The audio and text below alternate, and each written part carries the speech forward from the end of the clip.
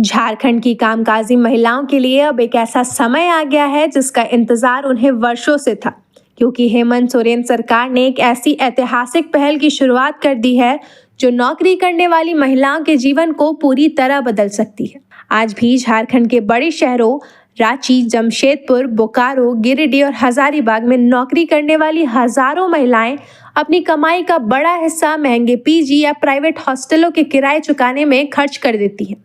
और इसके बावजूद उन्हें सुरक्षा, सफाई, शांति और कामकाजी माहौल जैसी बुनियादी सुविधाएं भी सही तरह नहीं मिल पाती। लेकिन अब सरकार ने समस्या का स्थायी समाधान दे दिया है।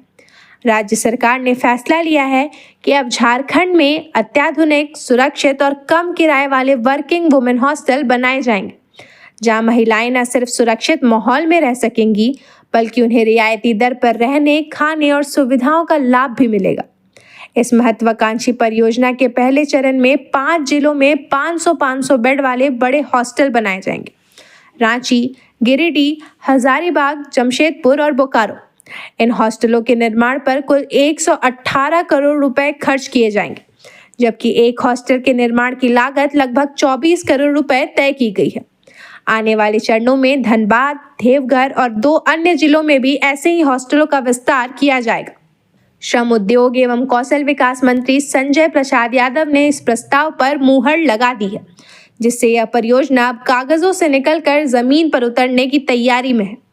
केंद्र सरकार की special assistance for capital investment योजना के तहत झारखंड को ब्याज मुक्त ऋण मिल रहा है, जिसमें से 163 करोड़ रुपए पहले से ही राज्यों को आवंटित हो चुके हैं और इन्हीं फंड्स का उपयोग पहले चरण के हॉस्टल निर्माण में किया जाएगा, जहां करीब 18 करोड़ रुपए का प्रत्यक्ष व्यय केंद्र सरकार की इस योजना से पूरा होगा।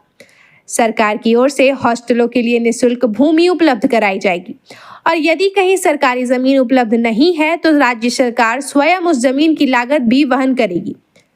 जियाडा यानी झारखंड औद्योगिक क्षेत्र विकास प्राधिकरण ने पहले ही 5 जगहों का चयन कर लिया है और विस्तृत डीपीआर भी तैयार है, जिसे तकनीकी स्वीकृति मिल चुकी है।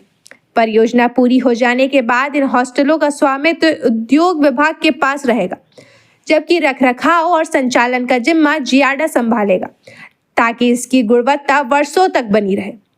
इन हॉस्टलों का निर्माण औद्योगिक क्षेत्रों या उनके निकट किया जाएगा, ताकि उन महिलाओं को सीधा लाभ मिल सके जो कारखानों, निजी कंपनियों, दफ्तरों और मल्टीनेशनल कंपनियों में काम करती हैं।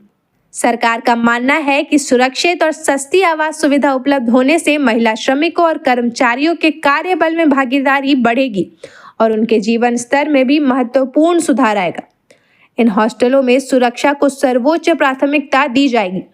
24x7 सीसीटीवी निगरानी, प्रवेश निकास रजिस्टर, बायोमेट्रिक सिस्टम, महिला सुरक्षा गार्ड, इमरजेंसी हेल्पलाइन और सुरक्षित कॉमन एरिया जैसे प्रावधान किए जाएंगे।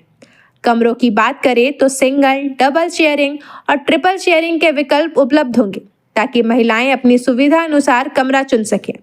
किराया बेहद रियायती होगा और आम पीजी की तुलना में आधे से भी कम रखा जाएगा, जिससे कामकाजी महिलाओं पर आर्थिक बोझ काफ़ी कम होगा। इसके साथ ही पानी, बिजली के चार्ज भी न्यूनतम रखे जाएंगे, ताकि कोई अतिरिक्त वित्तीय दबाव ना पड़े। हॉस्टलों में kitchen, mess, wifi, laundry, common workspace, reading room, medical room, मनोरंजन कक्ष, जिम और ओपन एरिया जैसी सुविधाएं भी उपलब्ध होंगी, जिससे रहने वाली महिलाएं एक आरामदायक और स्वस्थ वातावरण में अपना समय बिता सकें।